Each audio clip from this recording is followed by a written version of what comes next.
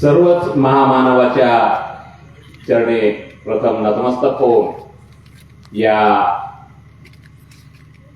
कार्यक्रमाचे अध्यक्ष आपल्या गावचे माजी सरपंच माधवरावजी बेदरे, आपण ह्या कार्यक्रम या ठिकाणी मेळावा घेत आहोत त्याचा जो उद्देश आहे की 2024 ची येणारी विधानसभा निवडणूक, ती निवडणूक लढवणारे आणि सेवा जनशक्ती पक्षाचे पक्षप्रमुख प्राध्यापक मनोहररावजी धोंडे सर, या ठिकाणी उपस्थित सर्वच व्यासपीठावरील मान्यवर, मी आपला जास्तीचा वेळ घेणार नाही, परंतु आतापर्यंत माझ्या अगोदर आपण ऐकत असताना सर्वांनी ऐकलेलं आहे की धोंडे सर काय आहे.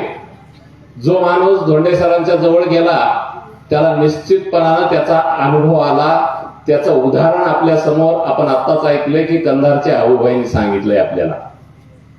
ज्या माणसांनी धोंडे सरांची संगत केली, जे माणसं धोंडे सरांसोबत गेले, त्या माणसांनी निश्चितपणानं धोंडे सरांना अनुभवलेलं आहे आणि जे माणसं जवळ गेले ते परत कधीच सरांपासून दूर जाऊ शकत नाहीत.